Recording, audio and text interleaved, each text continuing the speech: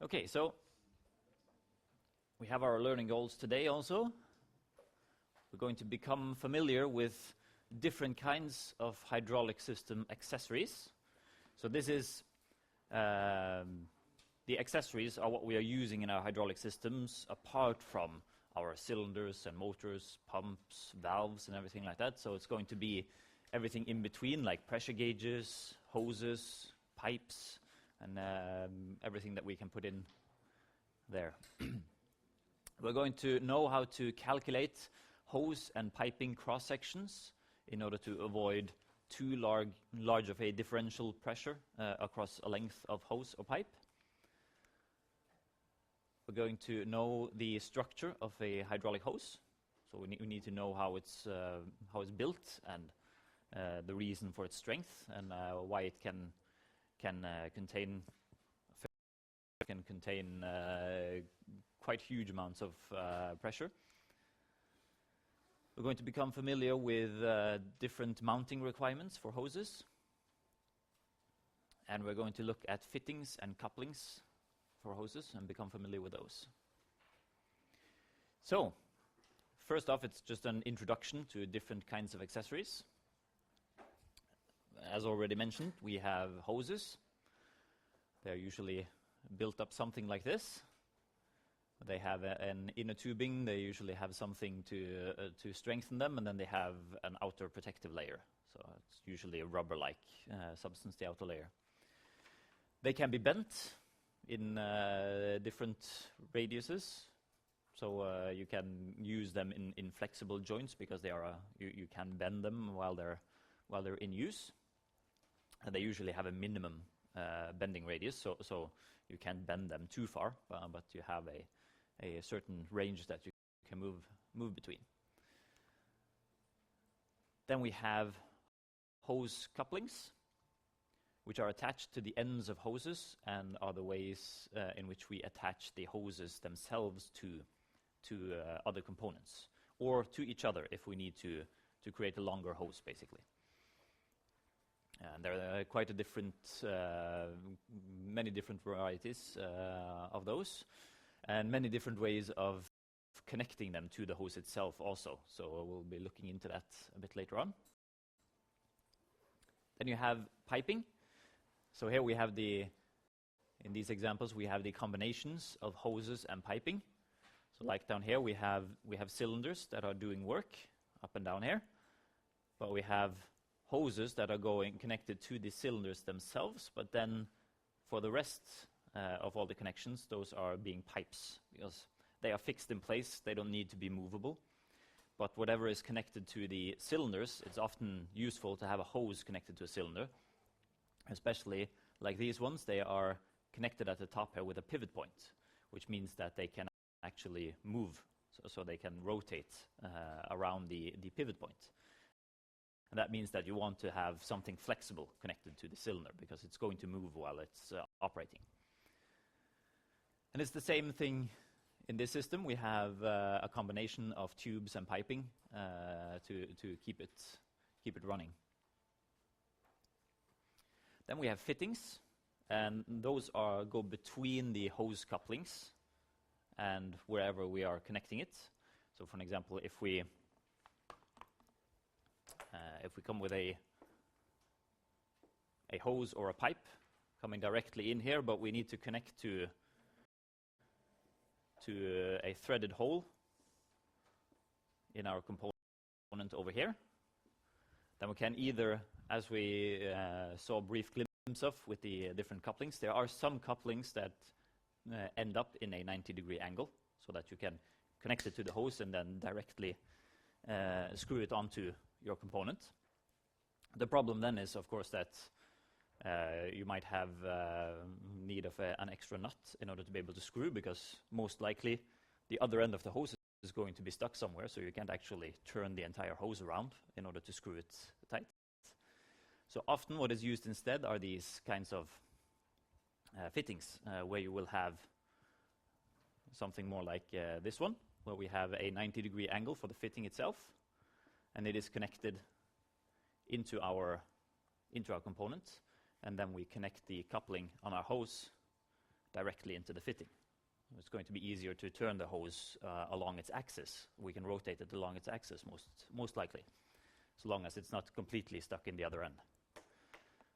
That's another thing that we're going to look at, because when you are mounting the hoses, you really don't want them to be spiraling when you put them up. So that you don't want it to connect it in this end, have it completely stuck here, and then you don't want to be turning it along its axis before you connect it in the other end. Because then, if we beforehand had drawn a straight line along the side of the hose, then we would have seen a sort of spiraling pattern going on the hose. If that happens, once you put pressure on it, it's not going to be able to handle as much pressure as if you had it in a straight line instead. But we'll look into that a bit later on. And then we have different types of connecting plates. And I've pulled out Sun Hydraulics, which I've done some work with myself with their components earlier. And the different connecting plates are basically blocks of aluminum or steel, or can be other materials also, but they are usually aluminum or steel. And they basically drilled many holes in them and threaded some of them so that they can put in these sort of cartridge valves into the holes, and there are interconnecting pathways between the holes, because they've drilled so many holes that they have created quite a lot of pathways inside these blocks, so that in one compact block of material you can have connect together quite a lot of different valves. And should one of the valves break, you don't need to replace the entire block. All you need to do is to screw out one of these components, because that's one valve. So that if this one particular valve breaks, we can unscrew that one and we can replace it with a new one, and then everything is going to work again.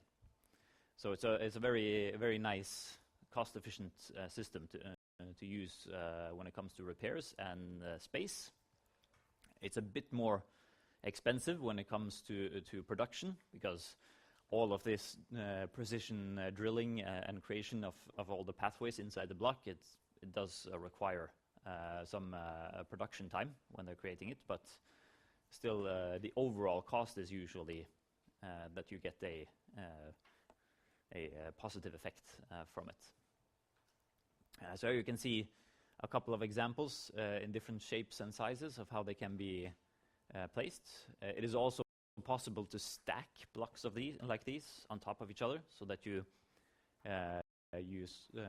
make sure that they're going to seal between the ports, between the blocks, and then you can put several stacks of blocks on top of each other and screw them together, so that you will be connecting the ports between the blocks directly.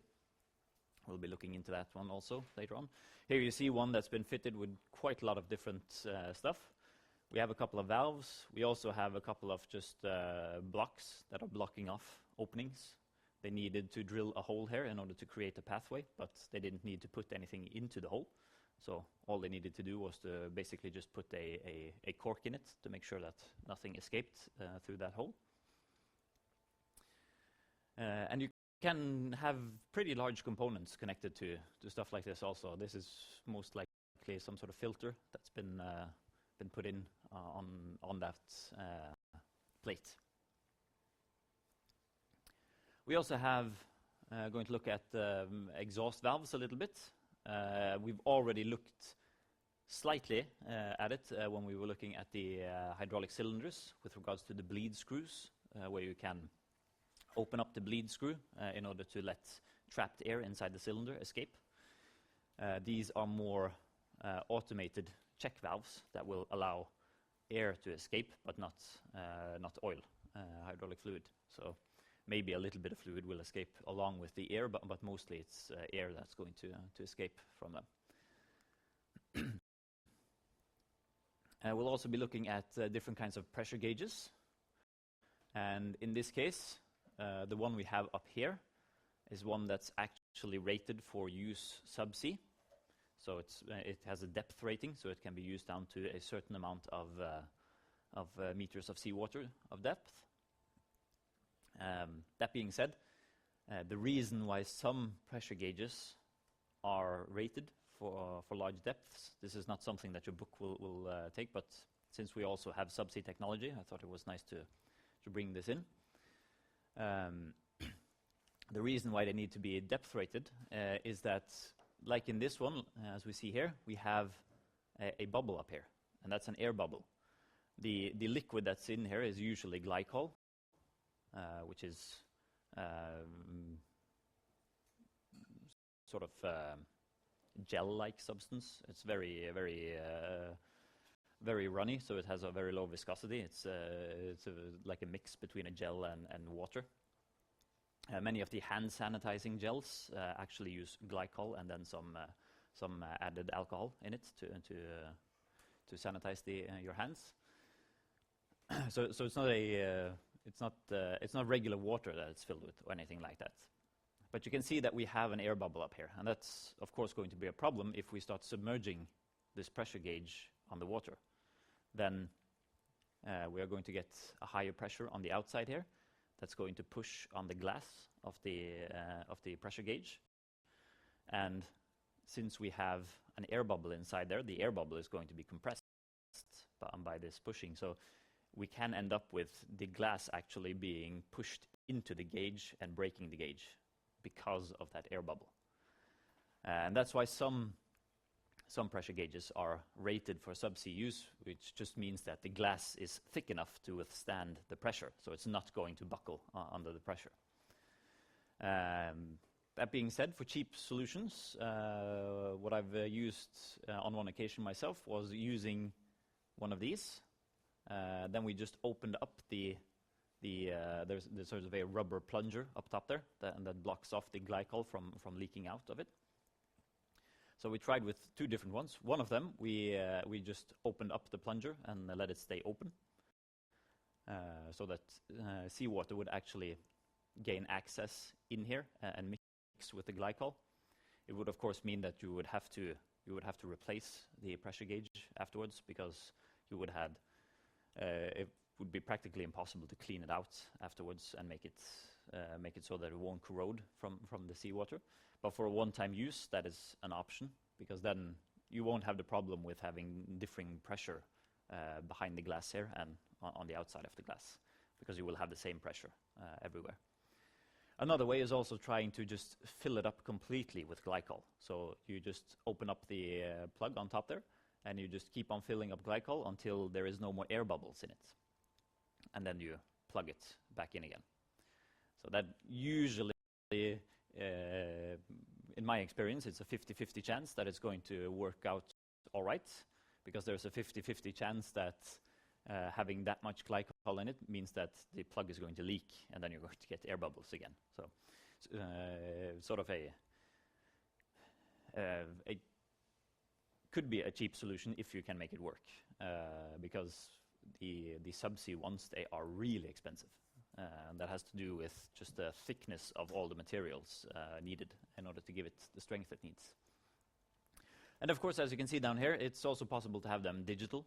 So you can have digital pressure gauges when you are reading off your pressures. You can also have digital ones that are connected to a network, so that you can actually read them off on a remote location. That's also a possibility. And then we're going to look at the flow meters also, which is also an accessory. And for the flow meters, we have basically connecting it in line with a hose or a pipe, or maybe directly into a component, and then the hose or pipe in the other on the other side. And it's going to read off how much flow we are getting through it. You also have analog ones where you connect this kind of system also in line in your system, and you're going to see how much fluid is passing through that point. It is also possible to use remote technologies, which you basically just strap onto the outside of a pipe. That is usually not done in hydraulics because we don't really have those dimensions or anything like that, but for processing plants, it is often done that way, that you basically just strap sensors on the outside, and they're using, I think it's ultrasound or magnets or something like that, where they are basically just reading off what's passing inside the pipe and doing calculations to tell you how much it is. So in general, for all of the different accessories that we have for hydraulic systems, they're intended either to transport hydraulic energy, that's hoses and pipes and couplings and fittings and all of that. Well, the couplings and fittings are mostly used to connect different components to each other. And then we have pressure gauges and flow meters in order to monitor the different functions in our system. So then we're going to start looking at hoses and piping. So the individual components in a hydraulic system, they are, of course, need to be connected to each other, and usually that is done by hoses or piping. As I showed you with the valves on the connecting plates, with valves in particular, you can usually connect different valves by using a connecting plate or a manifold like that. But usually if you have a hydraulic cylinder or a motor, something like that, and that's going to be used in your system, then it's hoses or piping that you connect them with. And the flow cross-section of whatever you're using is going to influence the pressure drop within the lines. So whether it's a pipe or a hose that you're using, it's the cross-section of that one that's going to influence how much pressure drop you're going to get. So basically it's the same principle as we get for a throttling point.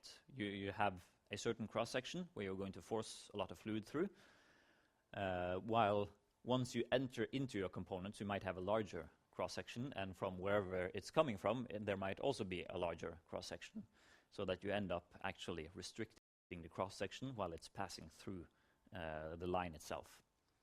And this means that you do get a pressure drop past it. And usually you can calculate the pressure drop with regards to per meter of hose or pipe, so that by knowing how long it is, then you can calculate the total pressure drop you're going to get across it. And of course, this is going to greatly influence the entire system's efficiency. It doesn't really help having a very high efficiency on your pump and a high efficiency on your motor if you have inadequate lines going between them, because they're going to reduce the effect that you're going to get from your motor by having a fairly large pressure drop between pump and motor. So the thicker lines we have, the greater cross-section we're going to have, and the less pressure drop we're going to get across the length of our line. And of course, vice versa, if we have a smaller cross-section, it's going to give us a smaller dimension, and it's also going to give us a smaller overall size of our system, because with a smaller cross-section on our lines, it means that we will have a greater pressure drop across a certain length of our line. And that means, of course, that we can't increase the length of our lines past a certain point, because then we are going to have too much of a pressure drop to actually run our components. So for very large systems, you really want to have thick hoses and thick pipes to run them. That being said, for very small systems, you don't necessarily need to have anything that's very thick. It might be just as well to have something that is a lot thinner, especially if you are talking about very short distances. That's also why the piping is often very thin with regards to being used in fairly short lengths between components. And we're going to need to have a balance between the dimension of our lines and the pressure drop that we're getting, of course, because if we can have a thinner cross-section on our or a smaller cross-section on our lines, It's going to mean less weight. It's going to mean less cost when we're doing it, because hoses and pipes, we're going to pay per meter of length that we're using with them, and most likely also, especially with pipes, if they have to be bent into certain shapes in order to be put into place. If they need to have 90-degree bends or some other type of bending done to them, that's going to cost extra, because whoever the technician is who's putting up your system is going to have to use some of his work time to bend these pipes. And with thicker pipes, it's more difficult to bend them, so that it takes more time. So overall, just making sure that you have the correct balance between the pressure drop that you can allow yourself to have in your system and the cross section of your lines. That's going to give you a good cost on the system, overall cost, so as well as performance. And we're going to look at some reference values for the flow velocity in pipes and hoses. So for the pressure line, the one that's coming from the pump and going to all of your components, if it's less than or up to 50 bars of operating pressure, we usually have around 4 meters per second in flow velocity. If it's less or up to 100 bars, so basically between 50 and 100 bars of operating pressure, we usually go for 4.5 meters per second. And from 100 to 150, we bump it up to 5 meters per second. And from 150 to 200, we go up to 5.5 meters per second. So there is usually tables like this telling you what the average values should be. And from 200 to 300, we go up to 6 meters per second. We also have some values for the suction line, so the line coming from the tank and into the pump. And that's usually 1.5 meters per second. And then for the return line, which is going back to the tank from our components after we've used the hydraulic pressure to do whatever it is that we're supposed to do with the system. And that one is usually around 2 meters per second. And what we can do with these reference values is that we can look at the flow rate that our pump is delivering. So for an example, if we have 30 liters per minute, we can put this in here for our Q, and we can divide it by the flow velocity. So then we just look at what kind of system do we have. Do we have a system where we are operating at 180 bars in our pressure line? So then we go up here, up to 200 bars. So we need 5.5 meters per second. We put this in to our equation here, and then we can get the cross-sectional area that we need in order to achieve this velocity. So in order to achieve 5.5 with the flow rate that we're getting from our pump, then we need the answer that we have there. That's going to give us the cross-section, and then we need to choose the appropriate hose with regards to that cross-section. So the A is for the flow cross-section going through the lines. Q is, of course, volumetric flow rate, and the V is the flow velocity from these reference values.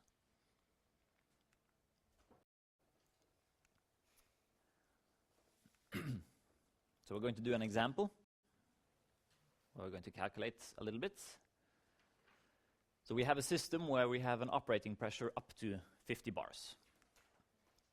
So if we look at the reference values we had on the last slide, we get a flow velocity of 4 meters per second then, when we have up to 50 bars of operating pressure. Our example also says that we have a pump that's delivering 4.2 liters per minute, so that we know that we have that flow rate. So we need to put up this cross-section calculation. And what we really want to know is the diameter of our hose or our pipe, whatever it is that we're going to use. And we also know that the area of a circular cross-section we have pi divided by 4 and the diameter squared. That's going to give us the area. So now we can substitute the area up here with this equation, giving us that the flow rate divided by the flow velocity is going to be the same as pi divided by 4 and the diameter squared. So that's going to give us the opportunity now to solve this one so that we can figure out what our diameter is, or what our diameter needs to be in order to achieve this velocity. So if we take this expression, we turn it around, solve it for our diameter. Then we're going to get the square root, of course, since the diameter is squared. So we need the square root of 4 divided by pi and multiplied with the flow rate divided by the flow velocity. So it's a fairly simple equation to turn around. Then we can put in our flow velocity from up here, and we can put in our flow rate into it. We have everything we need to calculate the diameter. So we put in 4.2 liters per minute, and we put in 4 meters per second into the square root. We know that 1 liter is the same as 1 cubic decimeter. So we'll just convert it to 4.2 cubic decimeters per minute. It's going to allow us to continue converting it afterwards. We also have seconds below here and minutes above. So we would like to have seconds in both locations. So we do 60 seconds per minute. We put this in here. That's going to allow us to cross out both of the minutes in this one. So then we get second, decimeter cube per second up top, and we have meter per second below. So then we can start converting our decimeter cube to cubic meters. And we can start looking at what we have in our units here. So we have cubic meters per second divided by meters per second. So the seconds are, of course, going to be completely removed from this. And we need to also remove one of the meters so that we're left with square meters. And that's good because we have a diameter that we want to know. We have a square root, and we have meters squared. That's going to give us an answer in just meters. So we're going to get our diameter from this. So 4.2, like that, we get it to 0.0042 meters. And since we have meters squared, we can actually place it outside the square root mark and just get meters. This means that when we do the square root calculation here, we get a diameter of approximately 0.0047 meters, which is a bit easier to put in millimeters. So we get 4.7 millimeters. Most likely, we won't find a hose or a pipe that has 4.7 millimeters in cross-sectional area internally. So we will have to choose between 4.5 and 5 millimeters, which is the most likely that we're going to get. There might even be a possibility of having 4.5, so that the only option is doing 5 millimeters in diameter. But that, of course, has to be checked with whatever supplier you're using for your lines. So if they have something that's if they have on stock 4.5 millimeter diameter and 5 millimeter diameter, then you can do your choices. If they don't, you're just going to have to go with whatever they have, or you have to find another supplier when you're working on it. And that's one of the things that you're not going to experience while you're sitting here on the school bench doing work. And even though we're trying to give you projects that is sort of similar to real life with the construction project you have, we're trying to make it as similar as we can to a real life situation when you're working with it. But like this, you have calculated what the diameter of your hydraulic lines should be. And the next logical step in a work situation is to actually contact your suppliers and start looking for what is available, because you might end up in a situation, well, your supplier only has 8 millimeter available. That's twice, almost twice of what you need. So that's going to be, it's not going to be a problem if you have to buy that, because 8 millimeters, it's still is going to make sure that you have the correct flow velocity. So it's not going to be a problem. You're actually going to be better off performance-wise. You're going to have less pressure drop by going up to 8 millimeters in diameter on your hose. But the point is that 8 millimeter diameter hose is most likely more expensive than what a 5 millimeter diameter would be. So you could have saved money if you went to another supplier and they actually had 5 millimeters available. So that's sort of difficult to do, because no suppliers are actually going to sit down and use some of their valuable time to give price estimates and stuff like that to students, because they know that they're not going to get a sale from whatever they do. So we can't actually ask the industry to help us with this, but that is part of the work of an engineer, is to actually make sure that whatever you specify in your design is actually also available. Because you can't just specify stuff and expect that whoever is doing the purchasing is going to manage to find whatever it is you need. You have to actually make sure that it is possible to get it before you specify it. It might be difficult to get it, that you have to go through some suppliers you've never used before or anything like that. And then, of course, you will have to check with your purchaser, is it okay to use that supplier beforehand? Because if it isn't, then you're going to have to look at whatever suppliers are approved by your company to use. Yes?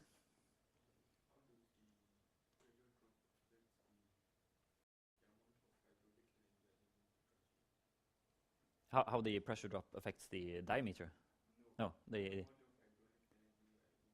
oh yeah. Well, basically, if the pump here is delivering, this was up to 50 bars. So let's say our pump is delivering 50 bars in this end.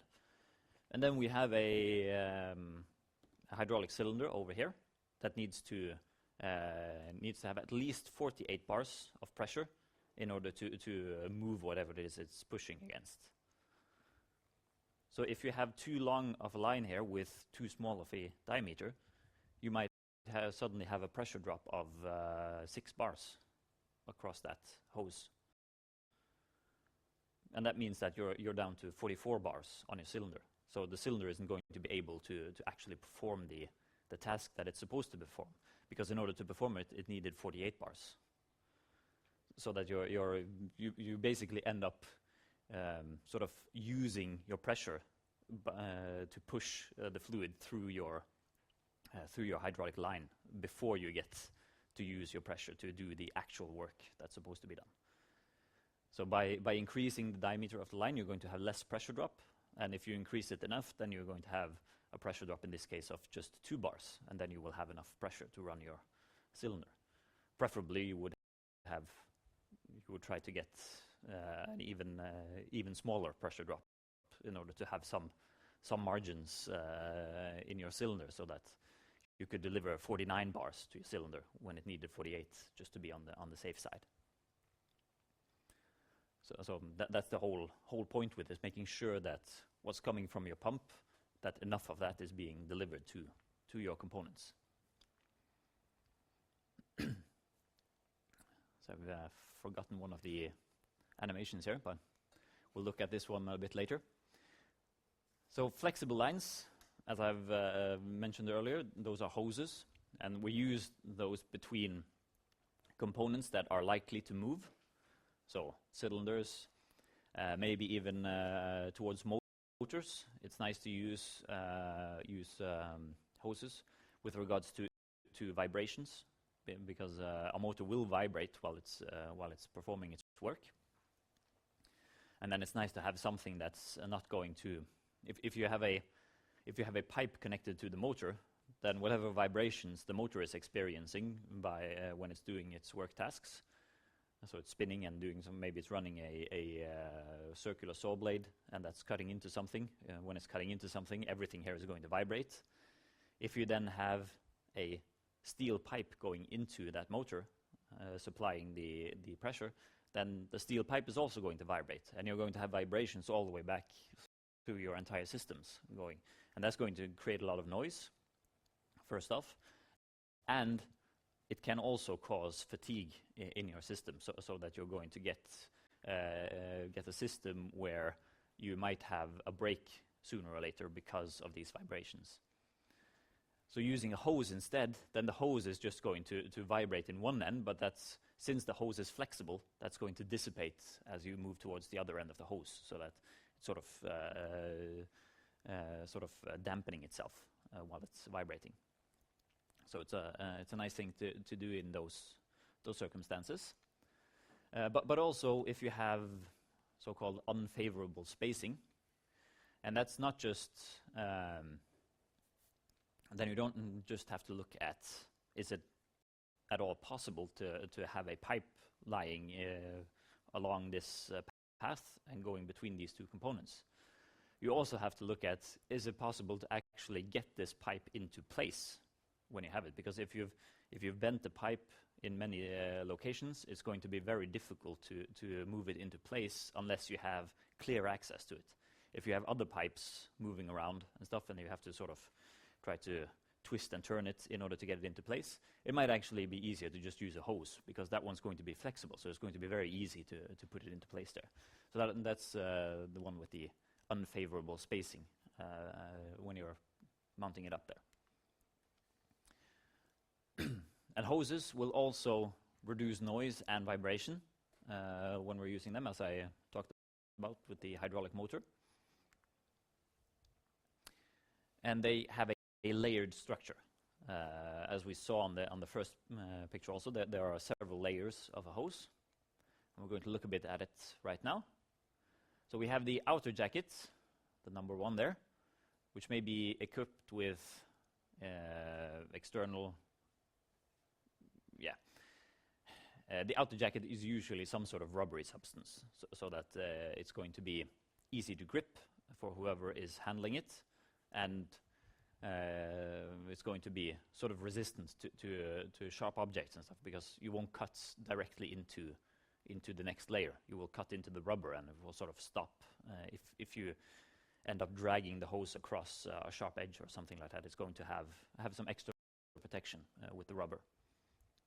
However, if you can see from your design that when this cylinder, for an example, is moving about, so when it is, for example, when it is pushing its cylinder rod out, it might be also having to turn because it's pushing something sideways.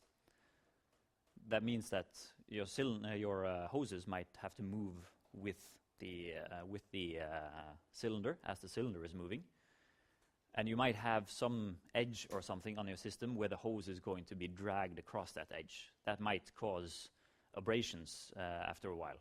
Because even though the edge isn't actually sharp, if you're pulling something, even on the edge of your table or anything, if you're pulling something across it and you're doing it hundreds and thousands of times, then sooner or later you're going to see that, oh, I've actually been abrading quite a lot of the material here. I've made it thinner. And that's going to happen to the hose also. So in those cases, they can be equipped with external sleeves almost, where they are usually spiraling or braided, and they give additional protection for this. And it's going to be usually some sort of Kevlar-like substance that's being used for that. And that's the outer jacket there. And we have the reinforcement fabric inside.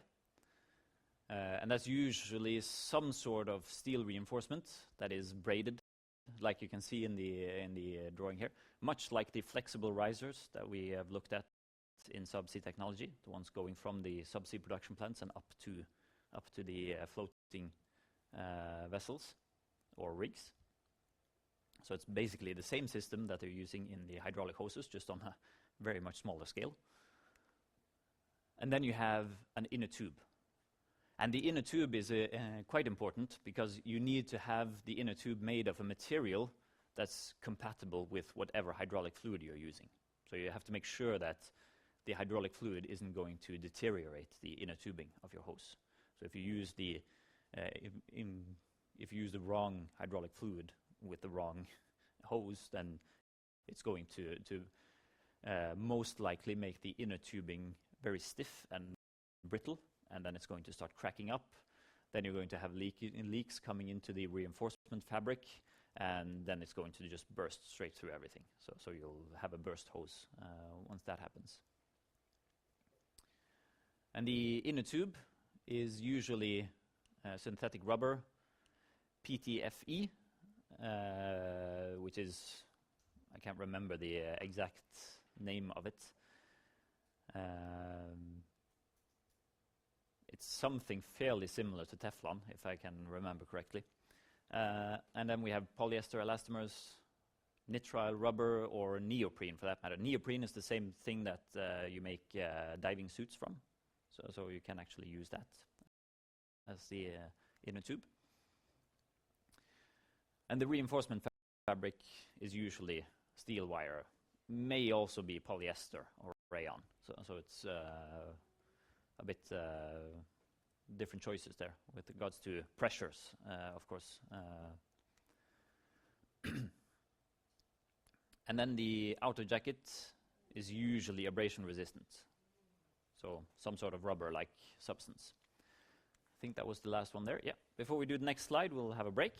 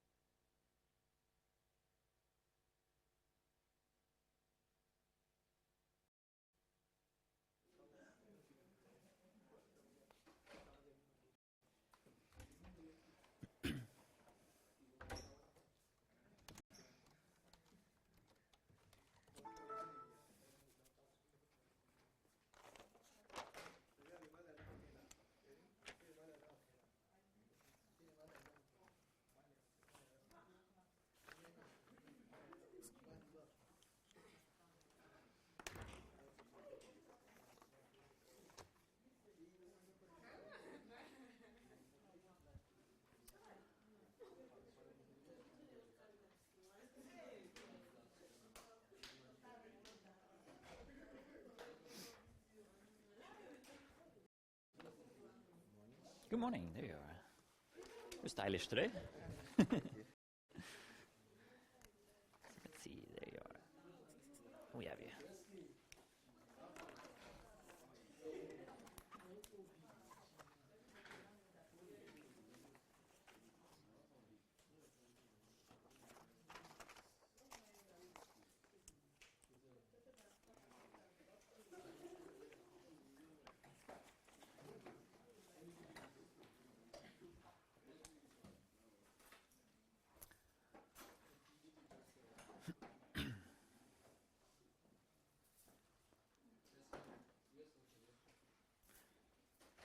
Right. We'll continue on with the hoses. And we're going to look at table 12.1, and I can only fit a small excerpt of it on my slide. But we're just going to look a little bit at it, how it's built, just to get a feeling for how we're going to read this table when we're looking at it. So I got most of it. I've gotten it down to a nominal size of 20 millimeters over here, and a nominal size of 20, which is 30 to 34 in internal diameters. So I'm missing the last 3 nominal sizes, and then I'm up to 200 in flow rate, so I've gotten all of the width of the table here. I didn't get all of the length of it. So there is one thing that we need to learn from this one. It is giving us the differential pressure in bars per meters of hose or pipe without, or in this case it's hose actually, just hose, so per meters without connector fittings. So that's just the pipe. So we'll do a... So it will be just from here and to the other end of the hose, not the pipe. So it will be disregarding any connections in the end of the hose. So it will be pure hose for that one. And it's it's making the assumption that we have a hydraulic fluid with a density of 850 kilograms per cubic meter, and a kinematic viscosity of 20 square millimeters per second. So that's just an assumption, and that's a fairly usual hydraulic fluid, so that it's going to be you're basically going to go over on more specialized hydraulic fluids if you're going to have something else there, most likely. So we have nominal sizes, which is just basically the names of that size of hose. We can get the internal diameter here on this column here. So we can see with the nominal hose size of 6, we have an internal diameter of 40 millimeter or 18 millimeter. So you can actually choose between 2 different internal diameters on that one. I am guessing that the nominal size is probably linked up to something in inches or something like that. Might very well be. And then we have different flow rates listed as we go along here in the different columns. And we can actually see that a nominal size 6 hose, it's not supposed to go past a flow rate of 30 liters per minute. So you would have to increase the nominal size of your hose if you needed, for an example, 70 in flow rate. You need to at least have a nominal size of 8 in order to get that. And what we are getting here in these numbers we are getting all over here, those are differential pressures in bar. So we get, for a nominal size of 6, an internal diameter of 14, and a flow rate of 10 liters per minute, we get 0.33 bars of pressure drop per meter of hose. So if we have a 2-meter hose, it's going to be 0.66 bars in pressure drop. So as we can see, we do potentially get quite a lot of pressure drop once we have a large flow rate going through a small hose. When we go up to 30 liters here, we see that just for 1 meter of hose, we're up to 2.13 bars for 1 meter. So we're getting quite a lot of pressure drop on that one. One thing I noticed when I was putting this one into the slide was down here. You see I marked it in red here, because as you can see, the trend on all of the rows across here is that we have increasing numbers. But then suddenly here we have one where we have 0.007. We're going from 0.06 to a very much smaller number to a very much larger number. So I think that one is probably supposed to have one less zero there. So it's just supposed to be 0.07, not a double 07. That's at least my guess for that one. I don't know the exact number that it's supposed to be, but I'm guessing that someone just pressed a bit too hard on their 0 button when they were creating this table in the first place.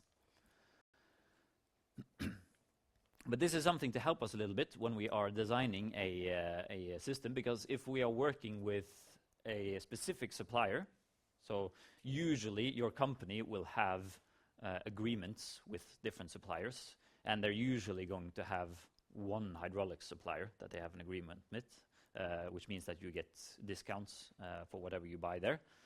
So you're more likely to pick something from their stock in order to use in your system.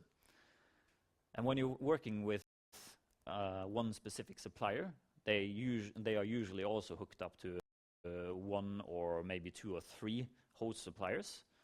But then they can give you tables like this, which means that you don't actually need to sit and calculate how much pressure drop you're going to get for a given length of hose, because you can just look up the size of your hose, and you can find the correct flow rate, and then you're going to see how much pressure drop you're going to have per meter of that hose.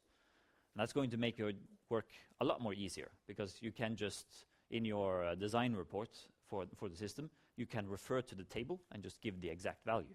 And then you don't need to show that you've calculated everything and stuff like that. So it's a lot easier way of working when you're doing that way.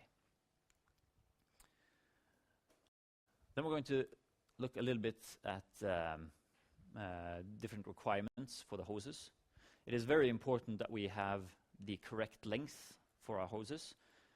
They should not be stretched when they have been mounted. So for an example, in a straight hose like this, if you end up cutting it just a little bit too short, a couple of millimeters too short, you will feel that when you're sort of pulling in it, you can see that it's flexing a little bit. So we'll just screw it in there, and we'll get it tight.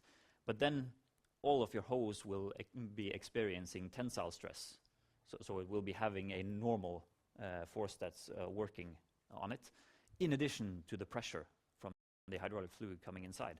So that's going to be very very bad for the strength of your hose in a given situation. So whatever you do, don't put them into a tensile stress like that. And the movable parts, they have to be able to move without pulling on the hoses, so without actually stretching the hoses. The hoses can be moved around so they can be flopping around basically if they want to, but they shouldn't snag on anything and then be stretched. So that you have to make sure that when they are moving, they aren't going to get stuck on something, because then they're going to be stretched as the movement continues. And then you will have the same problem as we were talking about here with having a too short hose. And the bend radius must be adequately large. And that is because if you bend a hose like this too much, so that you get too sharp of a bend on it, then you're going to harm the reinforcement layer inside the hose. So that one, the braided steel wires that are giving it extra strength towards keeping the pressure inside, those are going to be sort of not working as they should. The braid is going to be opening up, and it's not going to be handling pressure as it should be. So you have to make sure that you keep within the bend radius that has been specified. And usually the bend radius is hard stamped onto the hose, so that it's not really possible to avoid seeing it, because you're going to have markings along the entire length of the hose that's telling you at intervals what the bend radius is. So it's fairly impossible to avoid that information. But it is also something that you need to think a little bit about when you're designing a system, especially if you have somewhere where you need, if you have a component that's going to be moving back and forth, and it's being connected with a hose, and you've connected it maybe something like this.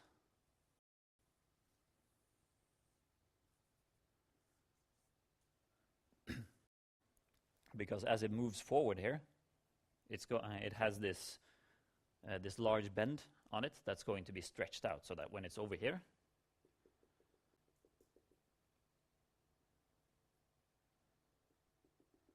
you'll have more of a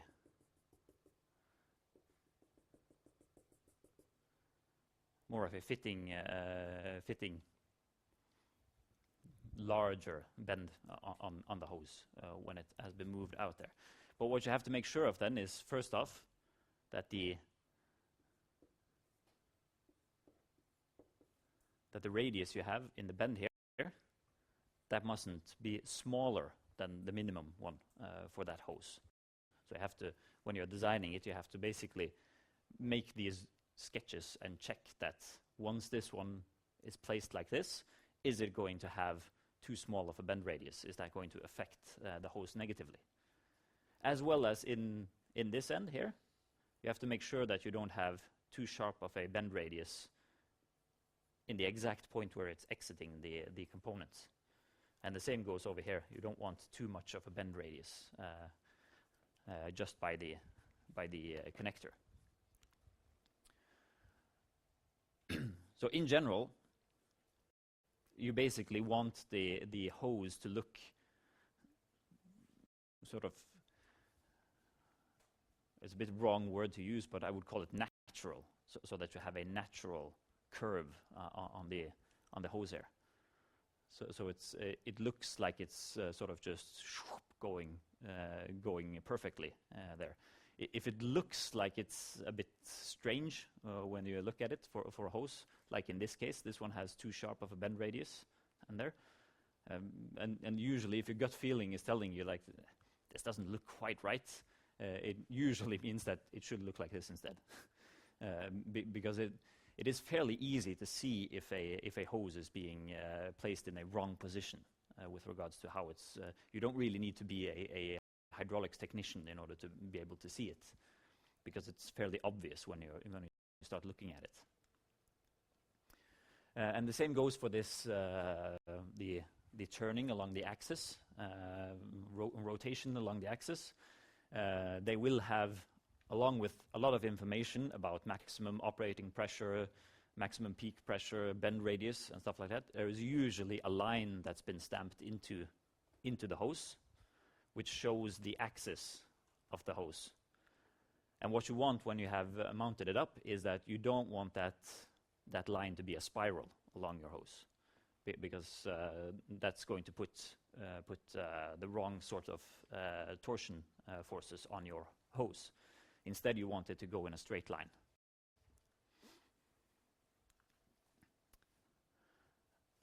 And the same goes for like in this situation here.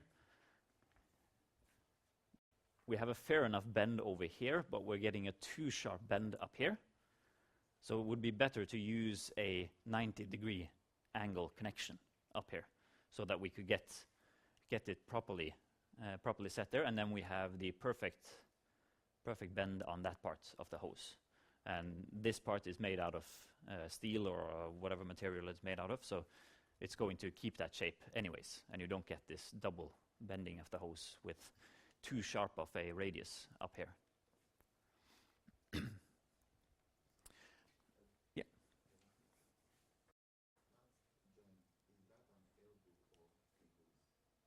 Yeah, that is a connector, so it's not a part of the hose itself. It's something that you have the same connector part here on the hose and here on the hose, and then you have a a 90-degree connector that's going in there. So it's not a part of the hose itself. So instead of putting the hose through this unnatural bending and directly into the component, you're putting in a 90-degree bend instead, so that you get a more natural flow for the hose there.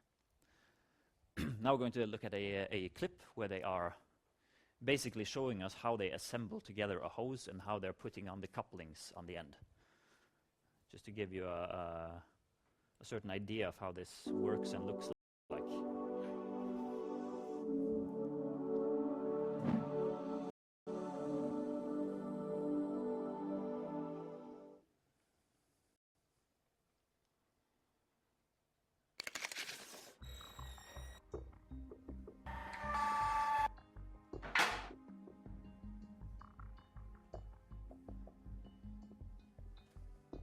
Hi, welcome to Apex Fluid Power.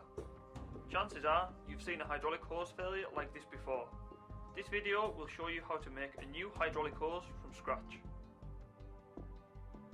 To begin with, you will need to select the correct hose to replace the old one.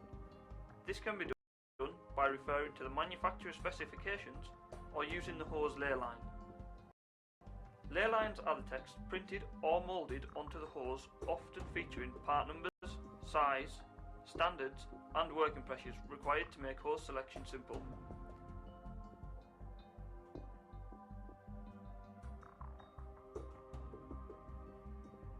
From here we need to identify the required fittings.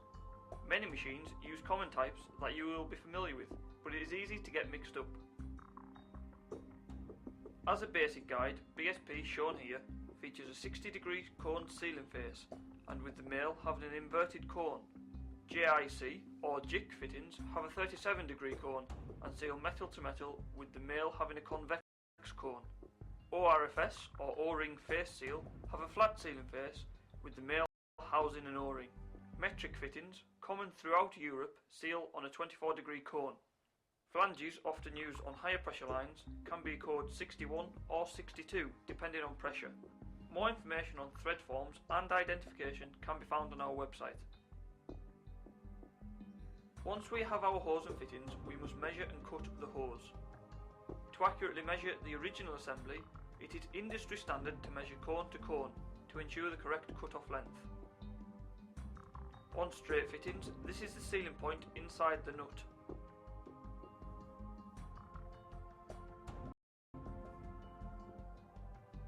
On 90-degree fittings, you measure up to the centre line of the sealing face, which is the same shown here on a 45-degree fitting. Once we have measured the original hose, we must note the cut-off length of the selected fittings to determine the cut hose length. This is the point from the sealing face or centre line of the fitting to the full hose insertion. This is important as different manufacturers have different dimensions, such as long and short elbows. For example, the original hose is 1310mm. Taking off both the cut-off lengths of the fittings gives us a cut hose length of 1240mm. Once the hose is marked, we cut it using a dedicated hose cutting machine.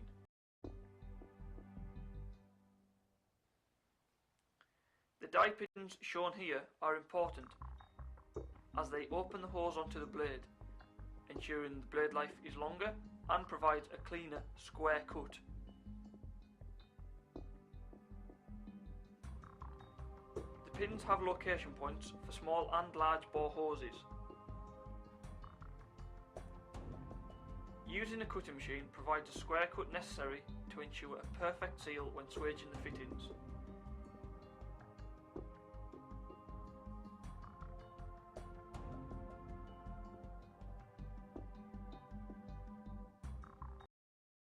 This is aided by a serrated disc blade cutting efficiently and smoothly through the hose.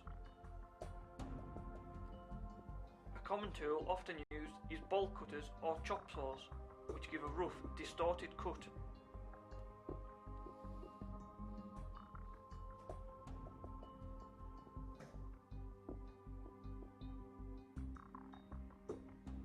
Shown here with an ideal straight cut, we can push the fitting onto the hose, ensuring the collar bottoms out on the square edge. If we had used the cut earlier with the chop saw or cutters, the fitting will bottom out early, causing a leak when the hose is fitted. This will obviously be exaggerated on larger bore hoses such as multi-spiral lines.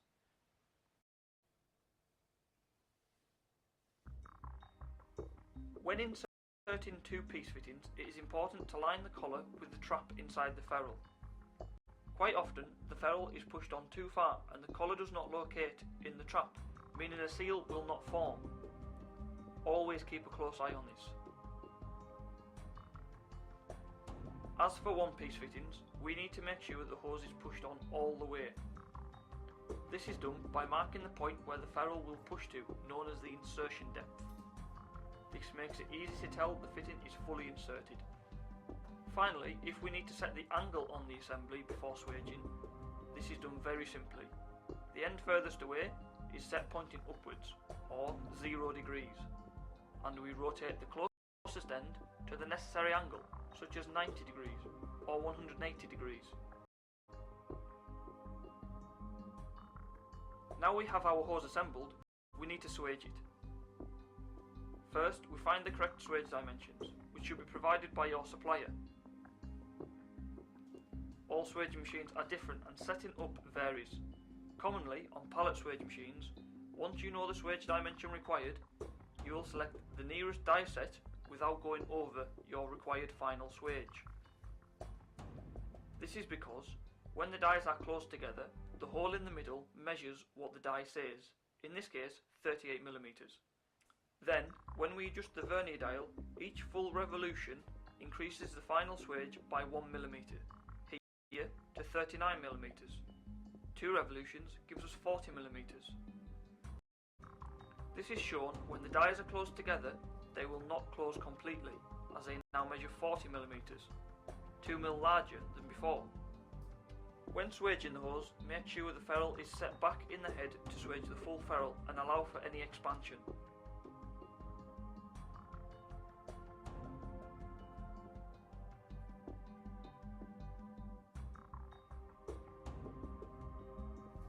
Then, simply check to ensure a correct swage. This can be done with a vernier micrometer or no-go mandrels. Here is an animation of a correctly swaged hose, allowing unrestricted flow of oil.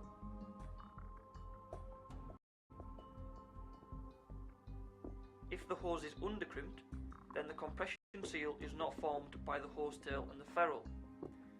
This allows leak paths to form behind the hose tail, and oil is forced through the wires of the hose and can cause blistering, leading to hose bursts. The alternative is overcrimping the hose, which compresses the ferrule and distorts the hose tail. This can reduce the flow rate, as well as being exaggerated on large bore hoses. It can cause blockages on small bore hoses. There are many types of swaging machine, all with different operations and setting up. For example, the Parker Carry Crimp features colour-coded die sets for each hose size.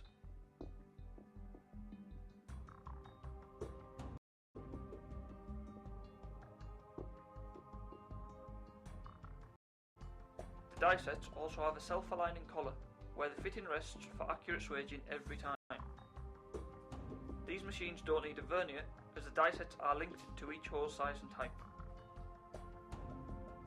Finally, hoses can be cleaned to varying degrees of NAS cleanliness, as this eliminates any residue from cutting and swaging the hose.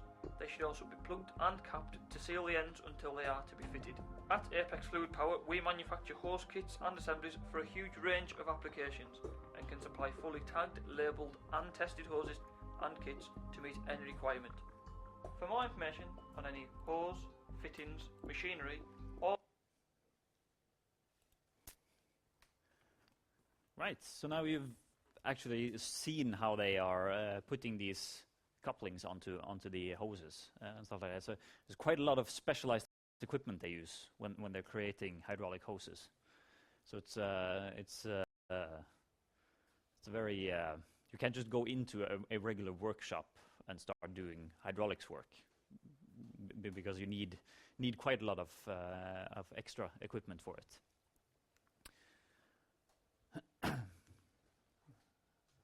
So hose lines can be used to connect hydraulic components to each other, or we can also use the threaded connectors that we can put onto the end of the hose to connect them. We can have quick connection couplings, which is more like the ones that you would use on your garden hose, where you're just clicking them together, basically. Be aware of that you can't do that subsea. That's impossible. The way the quick connections are made, you end up trapping some water inside there, and the water can't escape. It is not a problem in air because air is compressible. So when you trap the air there, you're just going to compress it when you push, and then you click it into place.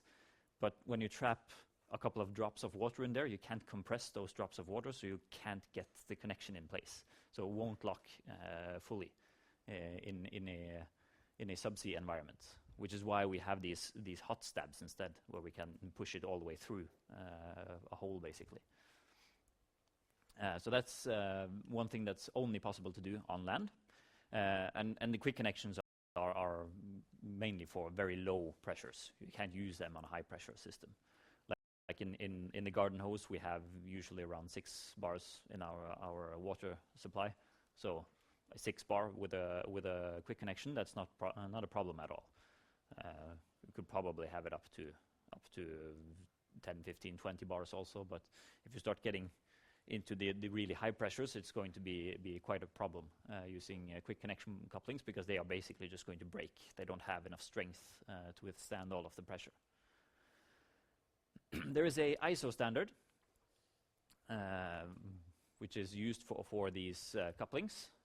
So it sort of gives us everything we need in order to figure out what kind of connector we're talking about. It means that it has different kinds of codes and requirements for how the connectors are supposed to look.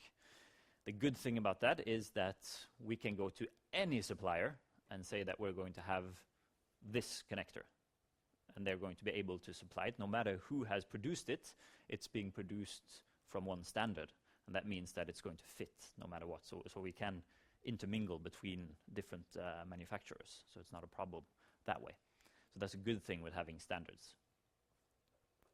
And we have different mounting options, and that's on the hose side of the fitting. So how are we going to connect the fitting to the hose itself?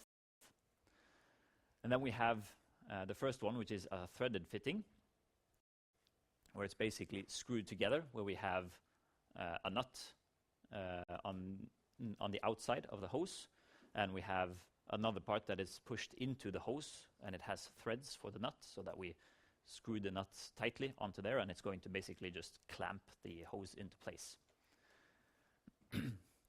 And you don't need any special tools. You just need to be able to screw the nut into place for it.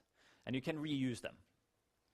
Then you have crimp fittings, which is much like what he was showing there with the swage parts, where he was pushing them together with these pretty complicated machines that are creating pressure in a circle when they're putting them on. And this means that at least one of the parts of the fitting is being deformed, so that you can't reuse it. Once the hose or the fitting, if you get some damage to the fitting itself, but you want to reuse the hose, you're going to have to basically cut it off, because it's stuck there. So the hose is going to become shorter, and you're not going to be able to reuse it in that situation. So you also have clamp fittings, which are segmented, basically, and they are clamped onto the hose externally. And you might have to use some special tools when you're doing them. It depends a bit on how the clamping system has been put into place for them. And then you have band clamp fittings, or hose straps, as they're usually called. You might have to use special tools on those also, and they might be reusable, but they're not really suited for high pressure. You might have seen these types of things. They're just like a thin steel band and you often have like a screw on it where you can screw it together, and then you can screw it out again also if you want to open it up. So for the ones at least where you're screwing, it is reusable because you can just screw it up and pull it off. But again, it's not suited for high pressure, and that's because of more or less the same reason as the quick connection couplings. It's just not strong enough to handle very high pressures. And we have socketless fittings. Then we have a nipple on the fitting, which is inserted into the hose itself. So if we're looking at the cross section of the hose, then we get a nipple that's inserted into the hose. Oops. And the nipple gets deformed by the hose itself. So it has it doesn't have straight edges along here. It has, I'm going to show them. Not sure if I can draw that in this one properly, but sort of has kind of like a serrated edge, which there isn't really room for it when you're pushing it into the hose. So these edges are going to be deformed, and they're going to press themselves into the hose. So they're going to create a sealing edge around it. So they're going to seal it in place. But again, it's not really high strength, so that you can't. If you get too high of a pressure, it's going to burst through there. So that it's not suitable for very high pressures. And again, the ISO standard that we've been looking at, because it also gives the mounting options on the opposite side of the fitting.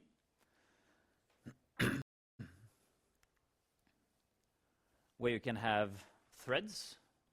So basically on this side of the fitting, you can have threads if you want to screw it onto something. You can have a pipe connector, which is, if you are connecting your hose directly to a pipe, you can use a pipe connector like this. And it has a cutting ring, which we are going to look at when we are talking about pipes. So we're going to look at how the cutting ring connector works. You can have a flange on the end. That's especially for very high pressures. Then you will basically have I'll remove the threads here.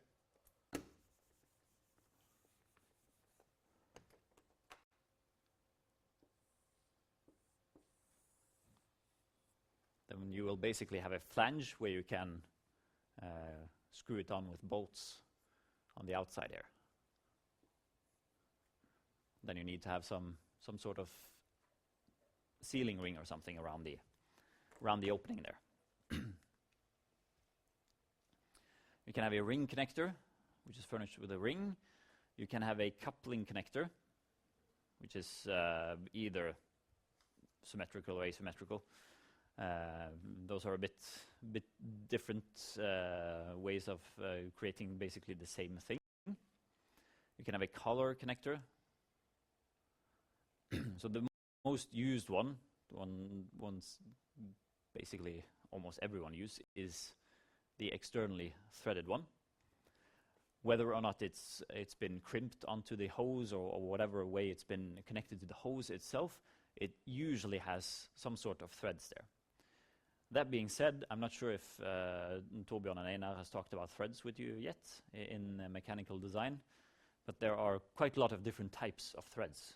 So just because that it's threaded doesn't mean that it's going to be actually easy to connect it to something, because it might be a thread type that doesn't fit with anything that you have. So it's at least been my experience working with hydraulic system is that it's a jungle of different thread types, and it's a nightmare trying to figure out which one you're supposed to use in your system, because different suppliers prefer different thread types. if you're doing something that's going to go offshore on a particular vessel, it might be nice to know what they have available in their workshop, because they usually have a lot of spare parts lying around for hydraulic systems. So if you have if you know that the ship that this tool is going to offshore, and they have a lot of spare parts using BSP threads, which is British Standard Pipe thread.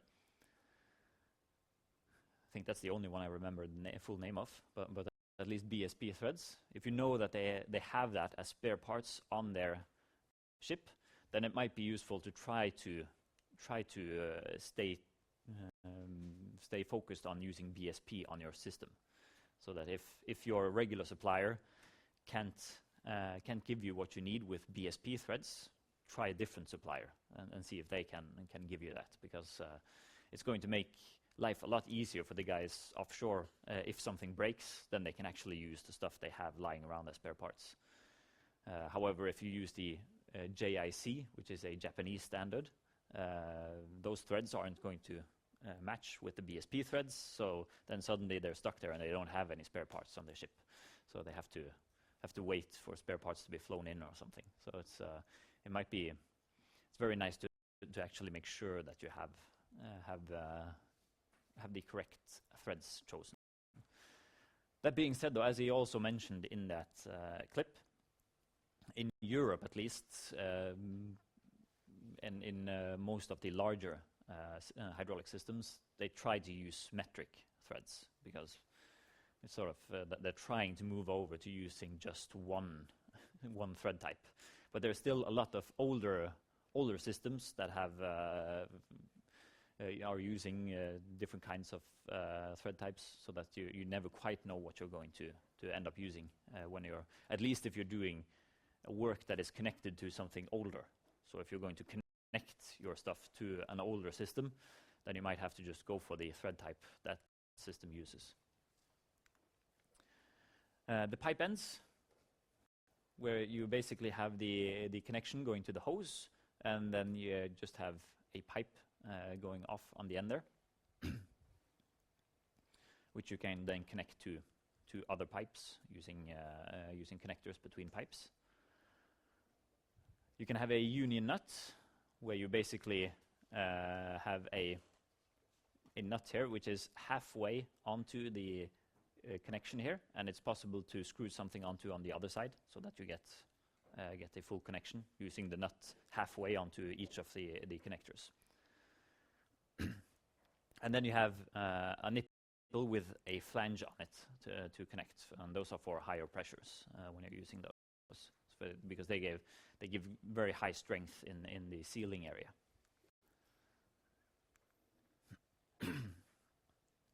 And the individual parts of a hose fitting is usually some sort of nut, a union nut or some other nut that's being used, and it's a retainer, and this is the one that goes around the hose. And then you have the nipple part, which actually goes into the hose, so that you get something when if you're using a clamp or swage connection, you are actually deforming the retainer so that it's trapping the hose between the retainer and the nipple. So that's sort of just pushing on it from both directions. And you could also see that if you used too much force to deform the retainer, it was actually going to deform the nipple also, so that you would end up creating a throttle point in your connection. So for the nipple, when we are on the connector side of it, it could be on the hose side, it could be threaded or press fitted or pushed in. And on the connector side, it can be threaded. It can have a sealing head. It can be screwed in. It can have a pipe, collar, flange, or ring connection. So there are just thousands of possibilities when you're looking at stuff like this. And the tip that I've given earlier also is that at least for the first few, if you're going to do hydraulic systems and you're going to design those, at least for the first few systems, have a very close connection with the technicians that are actually going to perform the work. because it's going to help you along quite a lot, sort of pulling on their experience. And what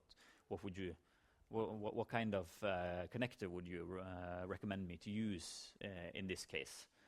And they would usually recommend the correct one, because they sort of intuitively know what's going to be strong enough in a given situation, because they've done this so much. While as you who have to sit down and calculate stuff, it's not all that easy to see right off what's going to be the best option.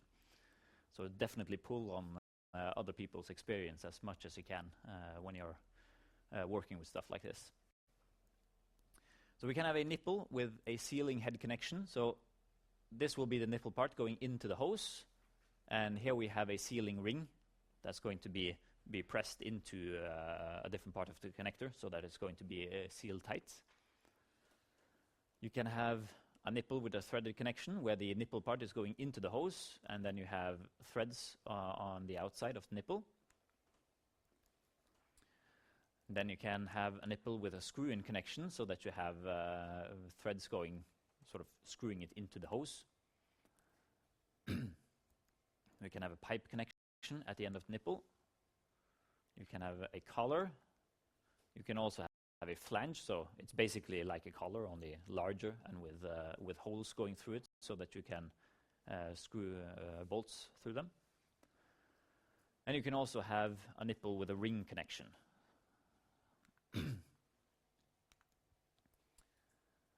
So quick couplings, of course, allow for quick connections and disconnections of components, which is very nice to use in, like for your garden hose. You want to be quickly able to disconnect one type of equipment and connect it to another. And you can have them available with or without mechanically piloted non-return valves, these quick couplings, that is. That basically means that the very cheap quick couplings that you buy for your garden hose, if you disconnect it from something and you haven't shut off your water, it's just going to gush out all of your water. And it's going to be pretty difficult to get something else connected to it, because as soon as you start forcing something in there, it's going to be water all over the place, and you're going to become extremely wet. If you go for a bit more expensive quick coupling when you're buying your garden hose, you're going to have a piloted non-return valve in it, which means that as soon as you disconnect it, the non-return valve closes, so that it's not going to allow all of the water to gush out. What that basically means is that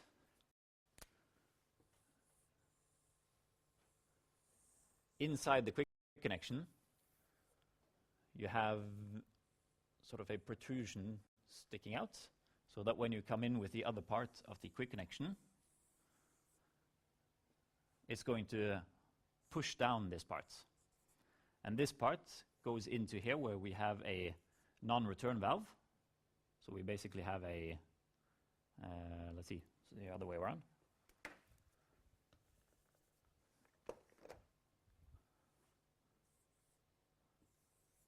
So we have water pressure coming through our garden hose here. It's pushing the non-return valve closed.